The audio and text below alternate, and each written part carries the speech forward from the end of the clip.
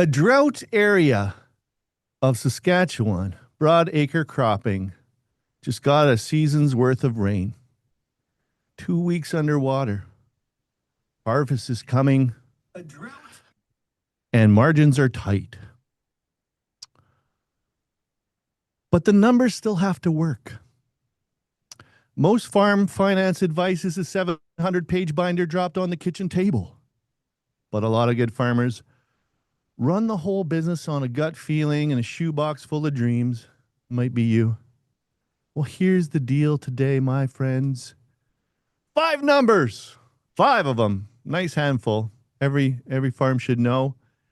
In plain language. No fancy PhD in accounting required.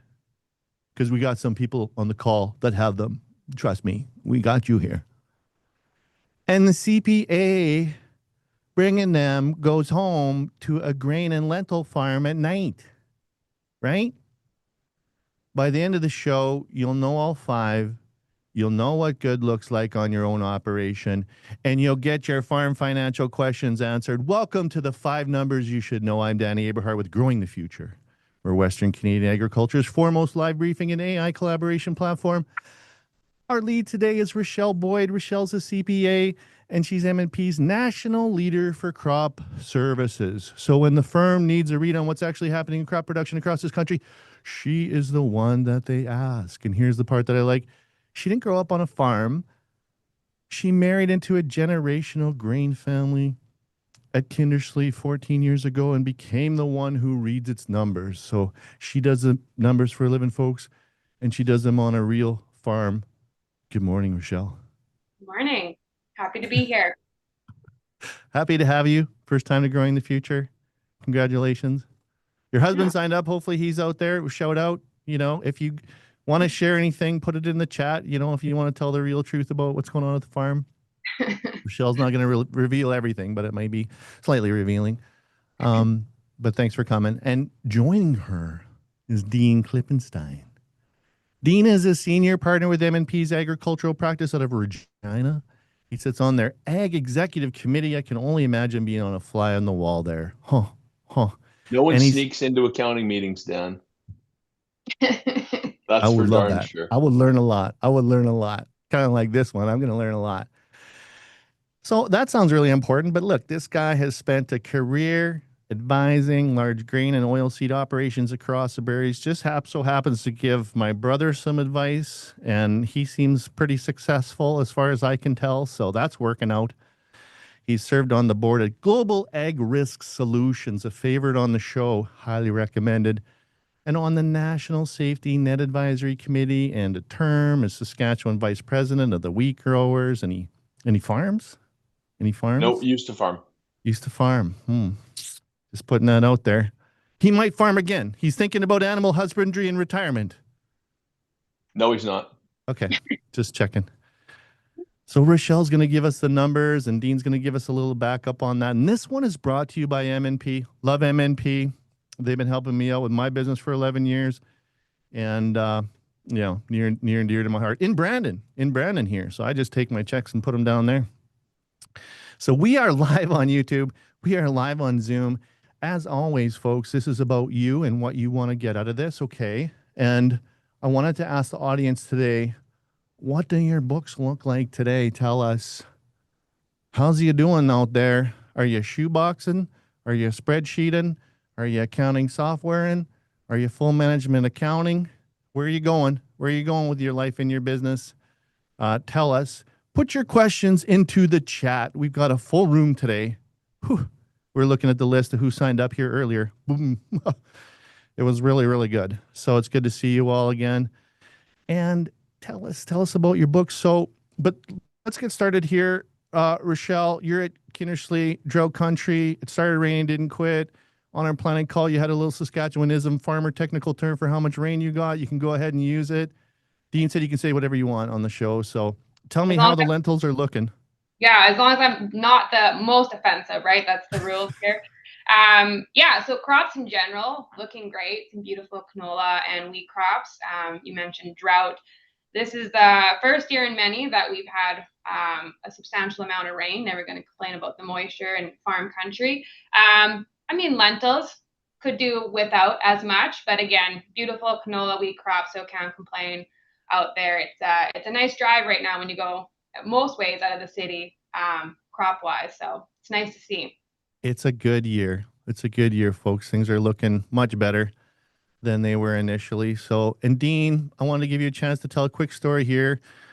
Something that came up. You sat at a lot of kitchen tables, and some farms that plan the crop down to the acre, they never get around to talking about who owns what and who gets paid what. The kids come home, they start working, thinking it'll all come out of the wash. Why does that happen? Give me the 2-minute version of a family. Yeah, No names. we're gonna do a separate what do we call this? A live webinar Episode. podcast Live briefing. episode. Very Anything. important. Live briefing. We're gonna do one of those specifically on farm structure. But what Richelle and I are going to talk about today is about the numbers on your operational farm. And one of the things we find at M&P is no one has the discussion that they should when kids or grandkids or people come back into the operation. They don't have the logical business discussion of what should our arrangement be to achieve the goals and objectives of both parties. And so we're gonna talk about that, and that's succession's an overused buzzword, and everyone just likes to yabber on about it in communication and blah blah blah. You still need business structure, and it doesn't have to be rocket science and super complex. It just, you need to understand that if Richelle and I were going to go into a business, what is Dean going to do? Very little, by the way. And what is Richelle going to do? And getting less. And how are we remunerated for that contribution? Right? And so people don't have that frank, simple discussion. And so, but I don't want to take us down that wormhole. Yeah. But this is, and lots of you folks on the call are going to say, well, I got my numbers, but it's confusing because dad has some machinery and mom buys some machinery, and my sister has some stuff, and it's kind of a horse trading gong show. This is for once you have your numbers summarized and your business arrangement consolidated. So you're looking at real operational numbers and results of your farm. Love it. That's where we're at today, folks. And we're going to get into numbers. But Richelle, do you want to take a guess on how many folks have accounting software versus just shoebox or spreadsheets or full management accounting? What portion of the audience would you guess is using like accounting software? QuickBooks. Gonna go QuickBooks. I'm gonna go ahead and say 60. Hey. Oh. Getting warmer. Okay. Yeah? Yeah. Pass and score. But we have to say, let's be real, the Growing the Future audience is the best. Folks, Western Canada, high fives. Proud of you guys. See, Dan, that's why we fired Stuart Pearson and had Richelle take over his job. Is that what happened? Wow, no, that hit the record. Richelle, do tell. Stu's retired, and that's all false. That's all false. Yeah. Career chess here. Well, 3-dimensional chess, 5-dimensional chess. Okay, Richelle. Yep. Let's get down to her. You're writing about these 5 numbers that got our interest and numbers that everybody should know. Let's start with the gross margin. It's not icky margin. It's gross. Just kidding. That's a dad joke. Gross margins. Pretend I'm your neighbor. We're at coffee. What is it? Why should I care? Here's my shoebox. Yeah. So I guess this is just before we dive into that, this is really going back to the basics on the 5 things that we would hope most consider when making decisions or to help make decisions on the farm, whether you're growing, expanding, maintaining status quo, whatever part of the life cycle you're at in your farm. So yeah, the first one on the margin side of things is your gross margin, which pretty much dictates everything else after that. So high level terms, gross margin is your production for the year, so your revenue less your direct costs that are going to go into that crop, and basically what you yield after that, it would be your gross margin. And so this is a good indicator of converting production into profit effectively. And so it's important to monitor that to see on a trend basis, and again, not just looking at a 1 year, because 1 year in any business, including farms, doesn't really paint a good picture. Looking at, I would say, at least 3 to 5 years on an average, or for a trend, to see how the farm is doing on an operation perspective. But yeah, monitoring that to make sure you have enough gross margin to cover up everything else after that. Because everything else after that, I mean, is not incidental, but your margin is what dictates everything else after that. So. Richelle, how do I know I've got enough to go to the coffee shop and brag realistically? You got to Yeah. back me up here. Yeah, sure. So I like to go on a percentage basis. And I know Dean will probably have some comments on a per acre basis after this, but on a percentage basis, so that gross margin that we're talking about, so your revenue less your direct input costs, like to see about 60 to 65%. So meaning you're spending about 35 to 40% on your inputs, leaving 60% to 65% left over for everything else to hopefully yield a profit at the end, right? And so over, like I said, a 3 to 5 year period, we're not expecting you to hit that 60 to 65% every year, because obviously things happen that are beyond our control, even as much as we plan into and mitigate risk. But hopefully at least 3 out of those 5 years, you're tipping that 60% scale to set you up for success going forward. And so what happens if I'm not at that level? Does a big alarm go off, or I get a small electric shock in my chair, or? Yeah, so then you're going to have to dive a little deeper and see, is it a revenue thing? Is it a marketing thing? Is it so on the pricing side? Is it a rotational thing? So introducing like agronomy on that side, or then again on the agronomy side, is it production thing? Are we putting the right amount down for what we're striving to grow? So it kind of need to bring Mike Pommier in on the agronomy to kind of whip you into shape there. Yeah. So Mike will whip you into shape. What do you think of that, Dean? What's your retort? Well, Richelle hit on the key points of that, and I'm a per acre guy. I don't like the percentage, right? I like per acre. Is it really? But really, what Richelle keyed on there was important. All this is a diagnostic tool to make us ask more questions.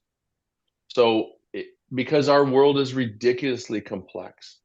So for example, pretend if you had a 100 acre field, and the last 20 acres of that field was a perfect square. It was a perfect square, and the last 20% of that field was always flooded out, or was always alkali. You would analyze and say, well, the gross margin in that field doesn't seem to make sense relative to the area. And then you drill in and then go through all the stuff Richelle talked about. Because this is not about just making these numbers so that accountants and bankers feel happy. This is actually used to start making decisions to increase the likelihood of your success, right? If you don't use these to change and make better decisions, there's no sense doing it. Right? I thought we were trying to make the accountants and the bankers happy. That's actually that was my central motivation to getting into business. But I don't know I don't think it's going well, to be honest. You ever seen a podcast business plan? Richelle, COP. We could make up a lot of acronyms for that, but we're going to stick to the accounting terms of everything you learned in school. So cost of production. What's it actually cost to grow a crop? Why does it care? Talk to us about the break-even number on a farm. Yeah, I guess it's hard to have a goal in mind for profit if you don't at a minimum know your total costs. And I think that is something where producers have a lot more control over, obviously, rather than on the revenue side. Obviously, you can grow the crops, but at the end of the day, the market's kind of determined on a pricing basis. But on the cost side, I think it's good to know your break even, to know what then at least you have to gross on a revenue side to at least, at the minimum, cover your costs. And I think over the past, 13, 14 years that I've been doing this, when I first entered this world, cost of production, so your total cost all in, your inputs, your machinery costs, all your fixed land, interest, all that good stuff, it was about $300 to $350 per acre. So that was, I keep in mind, 13, 14 years ago. now we're seeing producers up to 600, 650 per acre. Hmm. So it's doubled in just over 10 years. And I think it's important to know that number, to know that your top line also needs to keep up with that, right?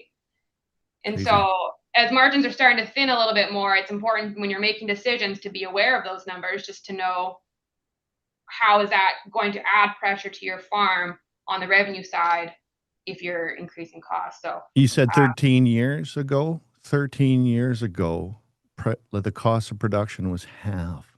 yeah. So then it's And like, well, you might have had a shoebox, but now you need twice as big shoebox for the receipts. Yeah. And it's interesting because I would argue that we haven't seen on the pricing side from a commodity perspective, we haven't seen that increase near that much, right? I think everybody would agree in the coffee shop. And nor will we. We're a commodity production, so we got to be good at managing our costs and maximizing our yield. That's Well, wait a absolutely minute, right, Dean. Michelle. What about the super cycle? What if canola goes to $22? It did. Yeah. Well, that's the problem. It does, and then everything else catches up. Do you know your cost of production per acre? Do you know where your cost of production per acre is at night? Or do you stay up wondering where it is? I'm throwing a poll out here. That's crazy to think about. That costs have gone up double, but anybody who went to Ag in Motion, took a look around, knows it in their heart of hearts. Anything to add on cost of production? Seems pretty important to know. And you said something there, Richelle, that really triggered me. Goals. Are you goal setting with your clients? I would say on a cost of production perspective, maybe not as much, definitely on a margin perspective and a few of the other metrics we're going to get into. I would say, like specifically working capital, there would definitely be some targets that we would discuss. It's a good to have a North Star like that, right? Year over year, then it does help on the decision-making side of things as well.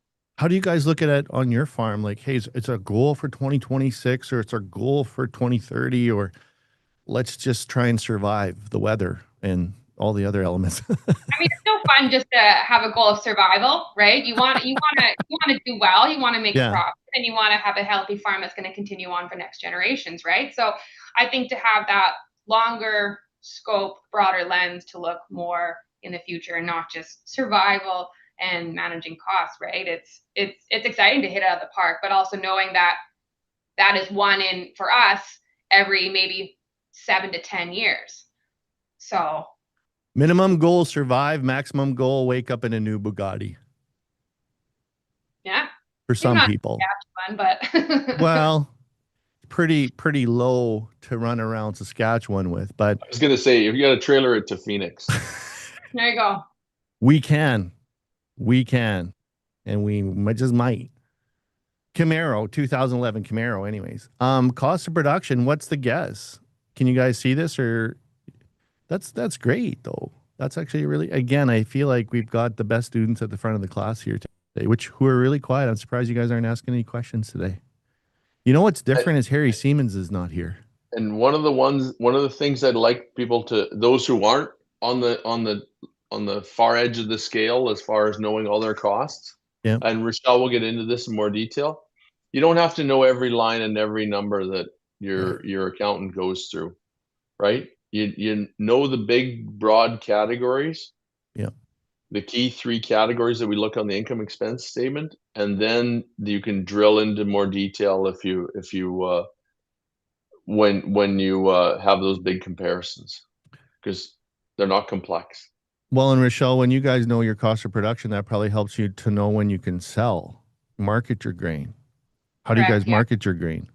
Yeah, it all ties into that, right? Because then it kind of gives us some guidance on our ceilings and then our floor, right? And kind of what we're willing to settle on. So it is, provides a lot of guidance in that. All kinds of flows together here. Correct. Yeah. You knew what you were doing when you wrote that blog, hey? Well, and it's something. Take the credit. Yeah, you can do it. Just own it. It's something.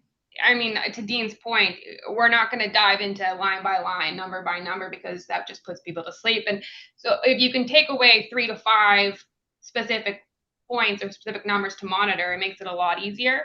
And it's not, and again, it's just basics. It's not like we're asking to do some super complicated formula here. It's just the basic things that, as long as you have a structured set of financial statements that allow you to do it, anyone can calculate these numbers. So every MNP client gets an MNP issued abacus that you can manipulate physically. It's very satisfying. Steve Manning coming in hot with the first comment of the day. How many MNP clients set a financial plan / budget and stick to it? Example, work towards that budget for the year. And what do they use for a tool / platform to set the budget? Great question. Thanks for coming, Steve. Richelle, you want to handle that one? You want to triage that one? I would say, as far as setting a financial plan and budget, I would say a good portion would be love more, yes. And it's not even like a report card thing where it's like we start out the year with this type of plan and then we follow up at the end of the year to see how we did and what went wrong. It's more start the year knowing what your risk is that you're exposed to and kind of plan into that and figure out, okay, so if we grew this, how comfortable are we? If we grew this, how comfortable are we? And that kind of helps then make some decisions going through the year. And it kind of gives you an idea of, okay, are we a little tight on margins, or are we doing okay and can kind of be a little bit more loose with our decision making? And then at the end of the year, obviously post harvest, it's a good touch point to be like, okay, this is what we said, this is what we did. What strayed from that original plan, and what can we do to prevent that in the future? Or maybe it just was what it was, but at least it's just good discussion, right? And then it just allows for a more robust discussion versus just, again, going a line by line on your financial statements. It actually focuses specifically on your business, on your individual farm. I think you should put a Denali on the vision board, Dean. What's that? Put a Denali on the vision board kind of thing. Yeah, well, and with young kids and hockey and soccer and dance and maybe pulling a horse trailer, cost of production is actually like cost of entertainment. Yeah. So going to the airport in a new Yukon. To Steve's point, it varies. If you made Richelle and I guess, you'd probably say 30% or 40% of our clients, that might be at the outstretch, do a financial budget, and it varies in level of detail. There's some that do an enormous detail plan. Lots of our customers that work with our farm management consulting team do a real detail, and then there's lots that do what we call a profit snapshot, which is a simple summary Excel based, and we allow the clients to update that as the year goes on, to update for new circumstances. And that's what Richelle's talking about, looking at post harvest to get an assessment. But once the budgets are set, there isn't a lot of decision points. Our cycle, and that's what makes agriculture hard, and it's way better to cheat off of other people, because if Dan and I started a business of selling shoes, right, we can try our techniques of selling tactics to work on a person that comes in, and if we screw it up, we get to try that again and revamp that and twist that. In 17 minutes later, when someone else walks in to buy shoes at our store, Richelle and her family only get 30 crops. Yeah. So trying to go through that learning curve pain and not cheat off of other mistakes made is very expensive. And so we hope 60 to 80 crops, Dean. Like let's not be so conservative. No, here. the last 30 are that's why Harv's down in Phoenix and doesn't come to the accounting meetings, because he doesn't. You mean he's hauling oats and sleeping by the grain dryer in the camper.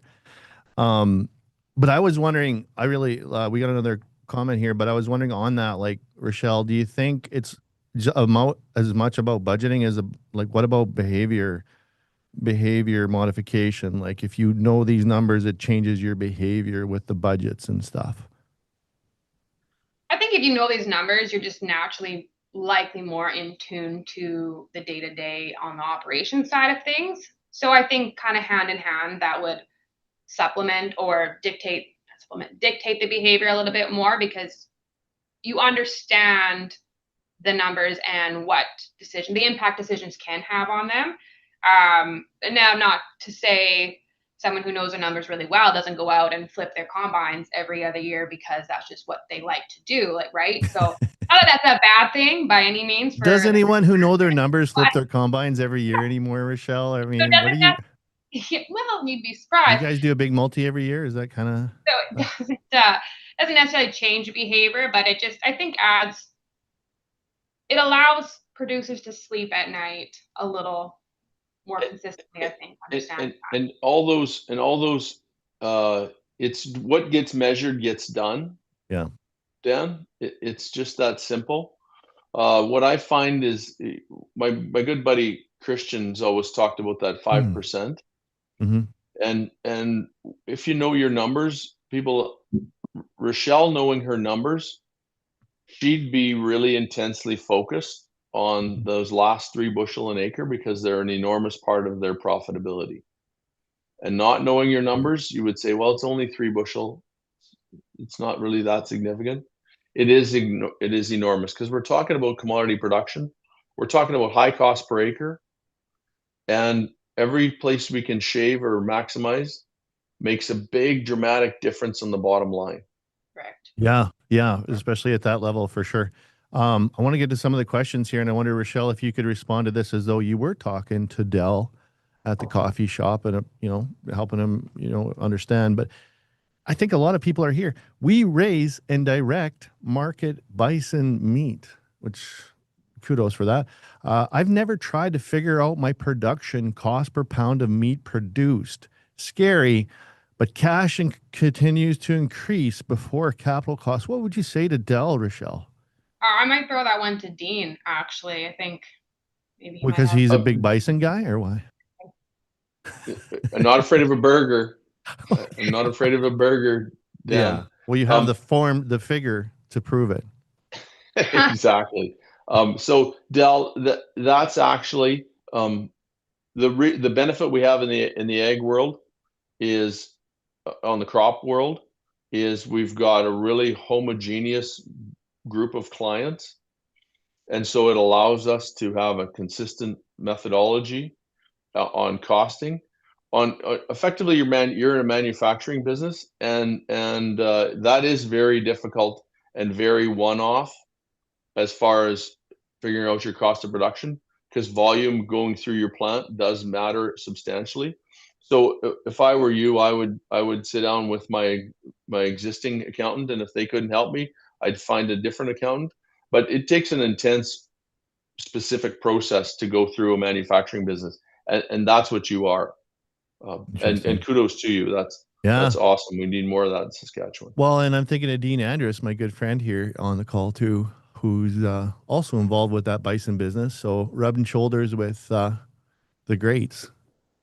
Makes me think of Yellowstone a bit. I'm a big watcher of Yellowstone as well myself. So Keaton Sinclair's got a question here. Does MNP get involved in crop management and recommendations, for example, soil testing, mapping, fertility, etc., for $500, Richelle? Yeah, yes. We have a full-fledged agronomy practice that operates as that. They do all the things. They do soil testing, the mapping, variable rate. They do all that good stuff.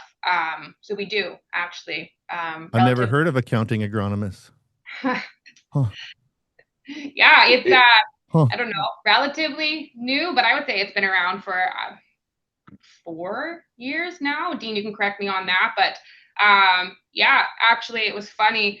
One of our agronomists was in here, and they were, I don't know, they were at an event or whatever, and they came up to one of our agronomists, and they're like, "Wow, MNP! I didn't know you guys did accounting," because they thought the agronomy side, that's all they'd ever known, which is great that it's out there and known about, and yeah, they're doing some good business there. But yes, to long answer short. Do you think you have know, that. there'd be an opportunity to actually integrate the accounting and the agronomy, like for like a higher level of benchmarking, and then we could do a series on it and grow in the future.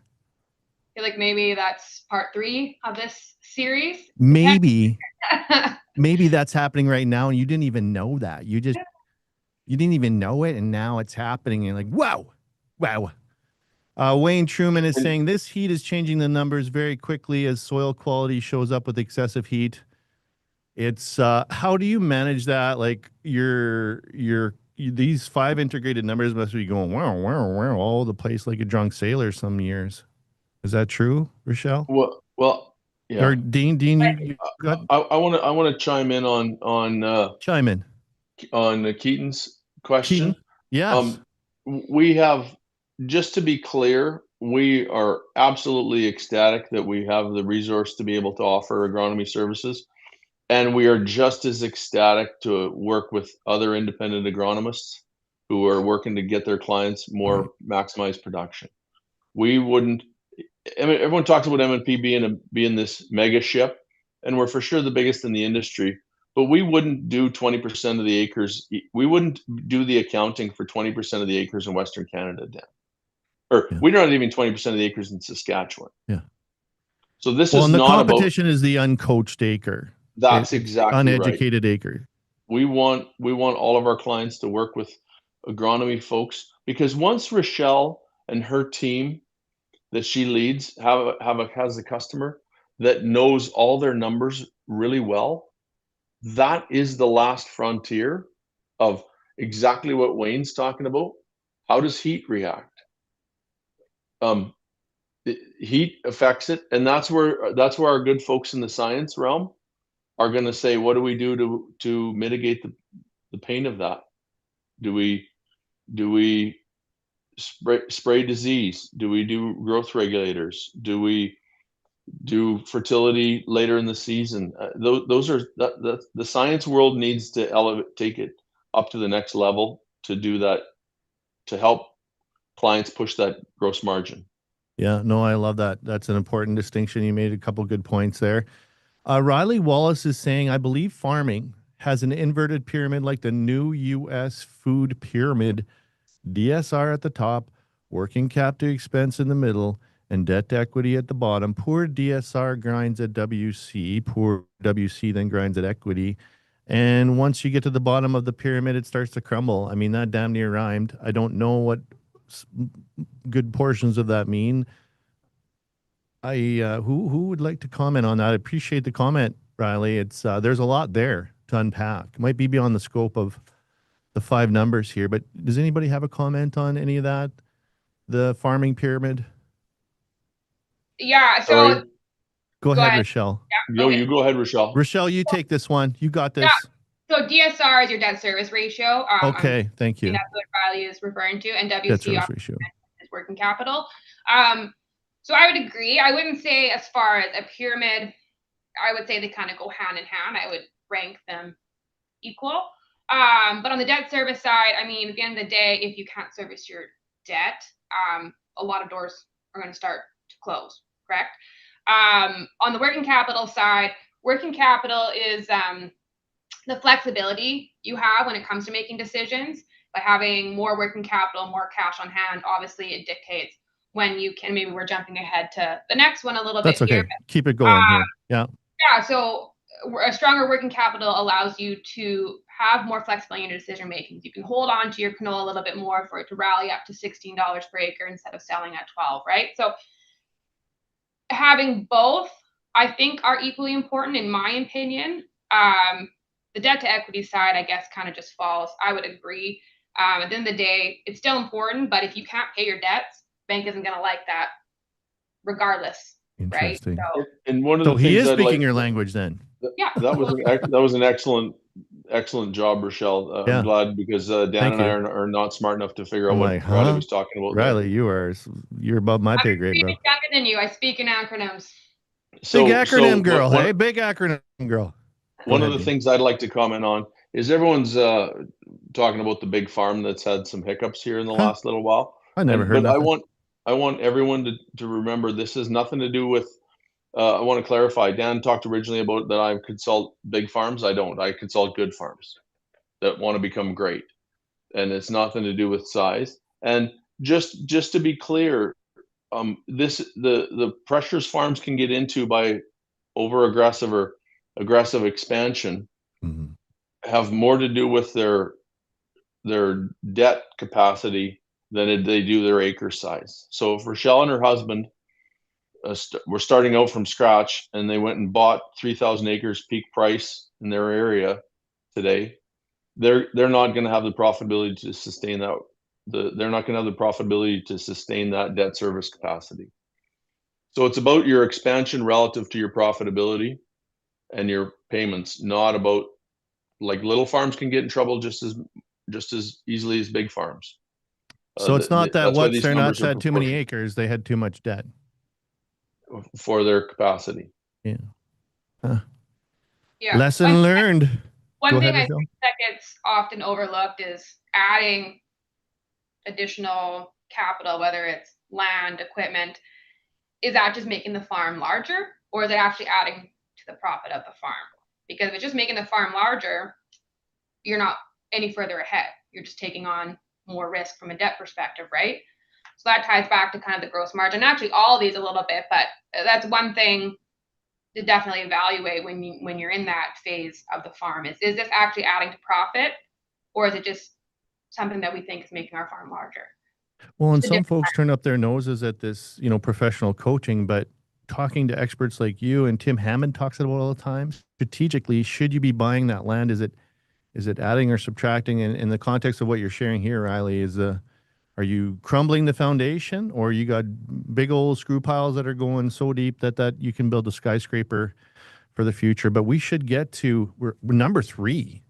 We're only number 3 here, Richelle. So we're mathematically we have like 3 yeah. left. Yeah, that's fair. Yeah.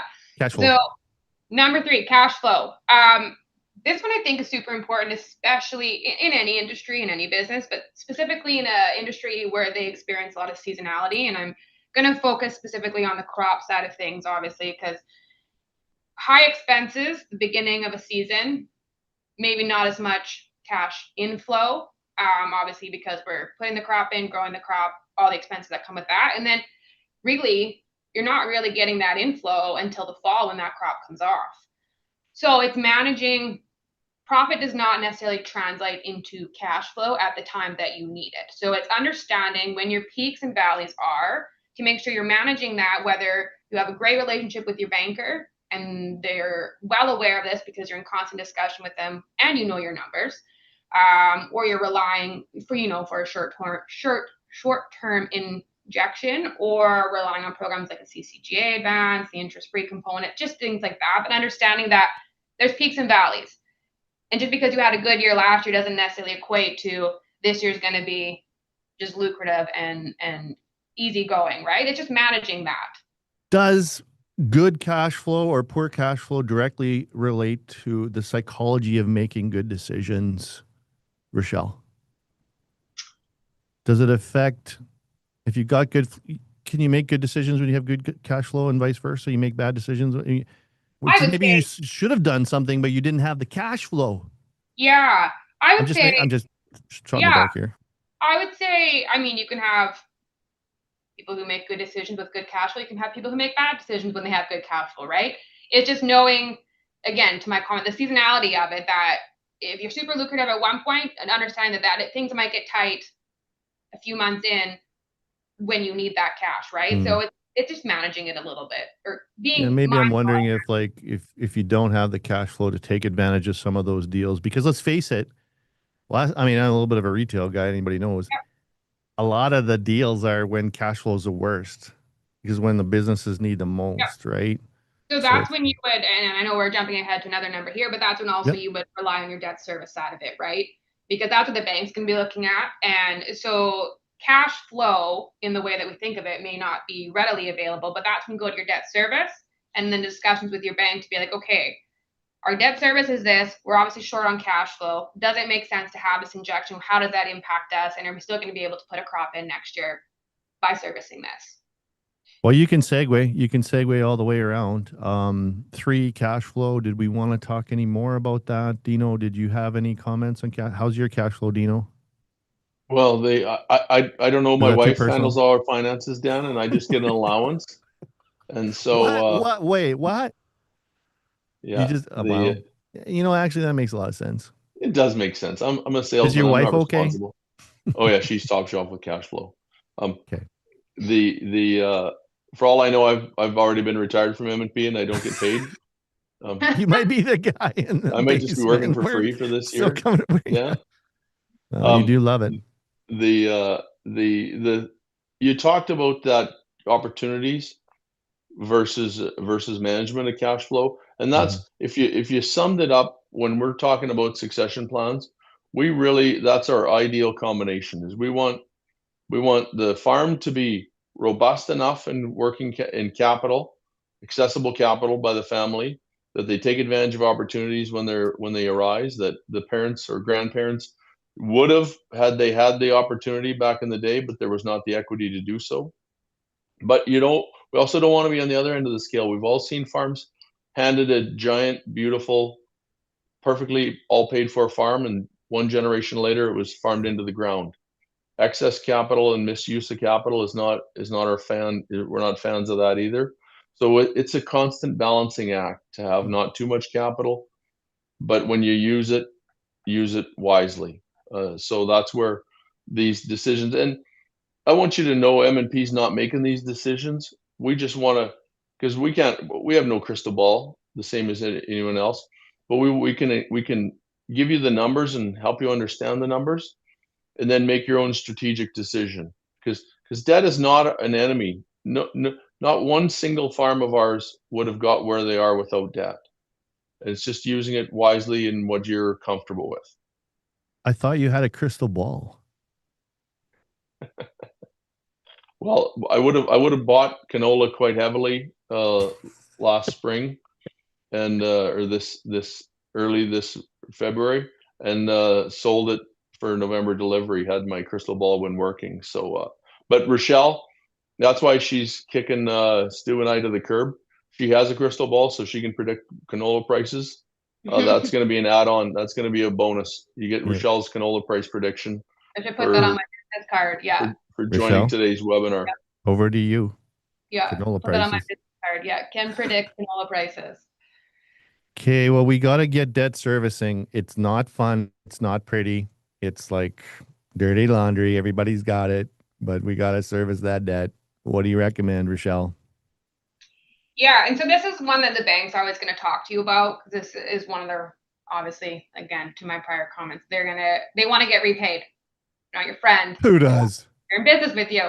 High expectations over there. Jeez. So to Dean's comment, having no debt doesn't necessarily equate to being the most successful farmer, right? Because there are opportunities that do require that, whether it's expansion or purchases or cash flow management, that require you to carry at least a healthy amount of debt at any given time.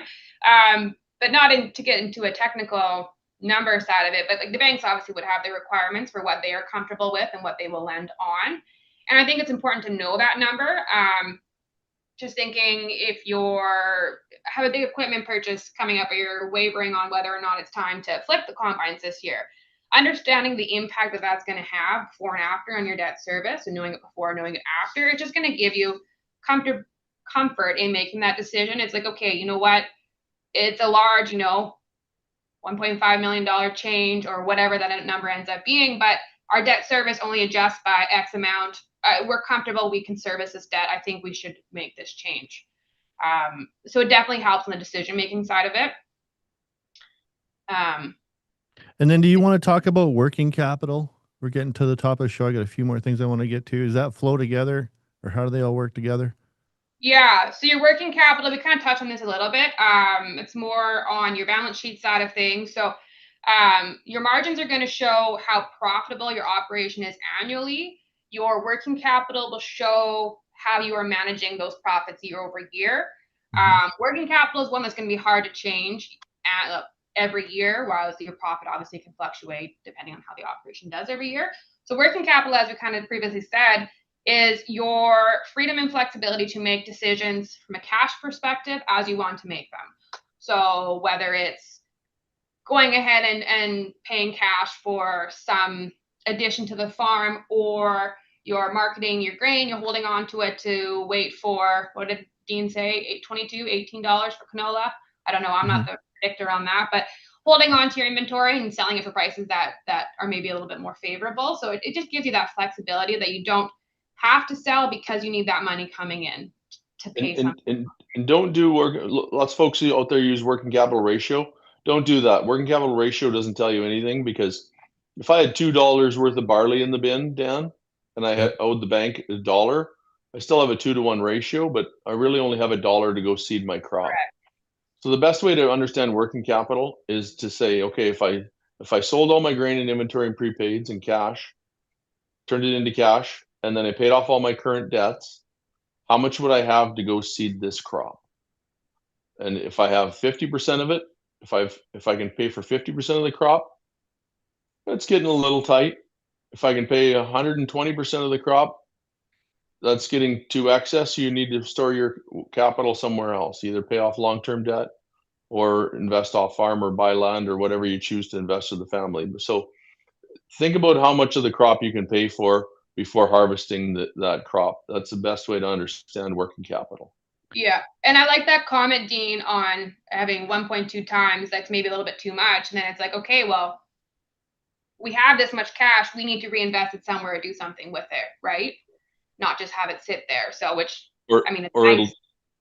it'll turn into spare augers. That's what I always. Correct. Right. Yeah. You guys, all that sounds really boring. So I'm just going to hire you to take care of that. How does that sound? Like You're just going to help. hire Just Richelle to take care of that. I gotta go farm. Okay, I'm gonna farm now. You guys, this is your. So now that you know these numbers, what can you actually do with them? Because you know what? Guess what? A lot of this was already over my head, but guess what grade this was? This was kindergarten. You show up and you're like, holy doodle, there's a bunch of things going on here. This is kindergarten. We're going to go to grade school next. I put the link for the next webinar free of charge in the chat. Click on it, ring those phones, join us. We're going to go to the next level because this is an integrated conversation. I revealed it earlier, but we're on this journey of benchmarking. A lot of people say, how can you benchmark? I'm a special snowflake. My farm is unique, my soils, and it is a challenging thing, but we have the people, we have the technology, we have the tools. Don't you want to know how you stack up? And doesn't how you stack up show you where you need to improve? And aren't all problems just the raw material for us to get better, folks? I'm preaching to the choir in this room because everybody here is on that train already. And I want to do a service to my good friend, colleague, Harry Siemens, who sent in questions because he couldn't make it today. And he's got a darn good one. 55 years covering farmers, folks. And, he's watched this topic finally show up at farm meetings in just the last 5 or 6. No charge for that, Harry. His question is, where do you most often see producers mix up profitability, cash flow, and working capital, Richelle? People are mixed up, turned around. Yeah, so I think I kind of touched on this a little bit earlier. Great question. I think part of that, I wouldn't say mess up or get mixed up, is profit doesn't always equate to cash flow at the time when you need it, right? And so I think just because you had a profitable year doesn't necessarily mean that, okay, things are lucrative, we're going to be able to change things on the dime right away, because obviously working capital is something that is measured over a period of time. Profit is annually. And so I think producers maybe mix that up a little bit, where it's like, okay, we had a really successful year, so we should be able to have the cash available to do what we want when we want. And that always isn't necessarily the case. Well, I love that we have you to sort this out because, not my strength. And God bless everybody who works in these areas. Neil is asking, is working capital selling all your crop or your assets? Richelle, you're nodding a bit there. Yeah, so Dean kind of touched on this when he was going through and talking about the working capital side. So working capital is all your, what we call current assets, but all that means is anything that's cash or easily turned into cash. So anything, if you have any deferred grain checks sitting, waiting to be cashed, if you have inventory on hand that you can turn over within the year, that's what we would consider a current asset. And so then the liability side, which is the other part of the working capital, is just whatever short-term debt you have due in the next 12 months. So do you have enough cash or items easily turned into cash to cover off the next 12 months of your debt requirements? Neil, So real simple Neil, example do you on have that, enough Dan. cash? Put it in the chat. Just kidding. That's too personal. Go Real ahead, Dean. simple example, Dan. Yeah. If you had $5 million of canola because you were speculating over the summer, and you owed $2 million in your operating loan, we would say you have $3 million of working capital. Fair. Mhm. And if you had sold canola, all your canola, and had $3 million in cash and had paid your current operating loan off, you'd still have $3 million of working capital. So we don't care what form it is. That's really a decision, but it gives us a comfort level and the bank's comfort level of our mix and how much we have invested in the crop versus the bank. Okay. Well, I don't want to end this without asking folks directly. Hey, do you want a hand getting your books benchmark ready? I do. I don't want to deal with this. This is great information. It highlights to me that this is not an area of interest or specialization for me. I love what you guys are saying. I want you to help me handle this in my business. Where's Jay Beiser? He can help me in particular. Pastor is asking two questions. Back to number one. What is a healthy gross margin on a per acre basis? When is the business structure webinar? How do we attend that? The link is in the chat. Click on the link. Put your name in, and you'll get a notice to come to the next one. Thanks for asking that. And is that gross margin calculated based on total acres or cultivated acres? Richelle, what's a healthy gross margin? Dean, you want to go on that? Dean loves his per acre. Well, you like percentage though, and I percentage. like you too. And Dean, Yeah. Dean, why does Dean got to be that way all the time? You say what you believe. Got the white hair, it's the wisdom. So well, we don't always have to agree. It's fair. Yeah. Give your percentage pitch. Yeah. So on a percentage basis, like I said, the 60 to 65%, because obviously where you farm makes a difference on what your gross margin is going to be, but it also makes a difference on what your total costs are going to be. So if you farm somewhere north of the city, it's likely your gross margin per acre or on a percent basis is going to be higher, but then also your costs, just because the price of land, et cetera, up there, obviously it costs a lot more to put that crop in. On a specific number on a per acre basis, I guess, Dean, I'll let you weigh in on that. But to answer the second part of that question just quickly, yeah, please. The gross margin calculated on total acres or cultivated acres, I guess whatever you're putting expenses into, putting whatever bits those are going to be included. So I would say total acres that are being farmed. Yeah, but not waste acres. So it's cultivated acres. Really what Richelle was getting at there is if you were an organic farm and you're only seeding 2/3 of your crop, we do it on all cultivated acres, whether they grew a crop or not. But on dry land, it's really just on cultivated acres that are not wasted. Why don't we bring in a fancy agronomist like Mike to tell us what's good acres and bad acres and then factor that into our calculations? On the gross margin question, it really is relative, and I'm not going to use that as a cop-out. But if you told me that we can only have the maximum gross margin we can have is $250 for the next 10 years, I'd say stop farming. And because our costs are in excess of that, labor, power, machinery, land, building, and finance. But realistically, if we had clients with $500 gross margins, those are big. That's probably $750 gross revenue, $250 input costs for a $500 gross margin. There's lots of coin falling to the bottom line on that. But we judge when Richelle and Dan talk about benchmarking, it really is regionalized, right? So I wouldn't beat my buddies in La Flèche for growing 5 bushel lentils the last 3 years because of drought, and reward my guys in the Regina Plains, my guys and gals in the Regina Plains for growing 50+ bushel lentils. That was just area circumstances. what we do want to do is we want to compare them to each other and to themselves, field by field, to say what can we improve. It's not about making people feel bad. It's about the art of the possible and striving towards a goal of improving. Uh, I, Right on. Go Well, we're ahead, getting Dan. really close to the top of the hour here. And, you know, now that you guys are in agronomy, you can say it depends. That's a perfectly acceptable answer for any agronomist professionally. That's the first thing they learn. It depends. It does depend. Pastor says, thank you. Terry Unger, can you suggest what a healthy and an unhealthy debt servicing ratio would be, or is it a very farm specific number? Rochelle, quickly. Yeah, that one's super quick and easy. Yeah, so Terry, to answer your question, banks are gonna have probably a minimum about 1.2, 1.25 for a crop producer.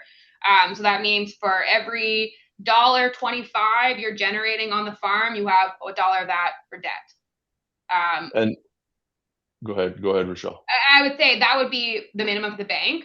We always, in which this will be touched on in the benchmarking episode next to come, we always push for 1.5, just to add a little bit more wiggle room on that side of things. So for every $1.50 you're making, you have $1 going to debt.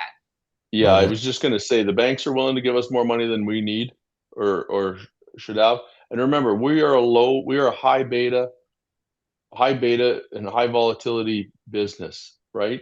If Rochelle had a manufacturing plant that had consistent sales and consistent earnings, then I'm fine pushing it to 1.25 or 1.2 or 1.1.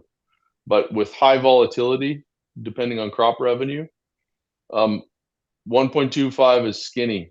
That's way too tight. Get 1.5 or 2 to give yourselves a cautious buffer. It's like those skinny jeans from the 90s. Just throw them out. It's too skinny. I don't know if anybody else has had that problem, but let's wrap it up. This is enough. Okay. Thank you so much, Rochelle. Scale of 1 to 10, how did you enjoy your first experience on Growing the Future? Yeah, first podcast ever. So I would say 12 out of 10. It was really good. Killed it. I'm so proud of you. High fives. Rochelle, I gotta ask, did you have is Dad got the kids dialed in watching Mom? Yeah, no, I think Dad's watching. Kids are at daycare, but they'll hear all about it later, I'm sure. Hello to all the Okay. dads out there. God bless you. You're doing great work. I'm proud of you. Okay. Now, Rochelle, you brought the farmer side. You brought the CPA to the chair today. It worked really well. I'm proud of you. Thank you for the work that you're doing. I appreciate it. And I don't think there's obviously any shortage of demand for people to find out, farm around and find out when, you know, a couple hundred people signed up for this and almost 100 attended. So that's really cool. You're doing great work. And Dean, thanks for the encouragement and the support, the stories, and all the truisms. This is so true. Everything you say is so true.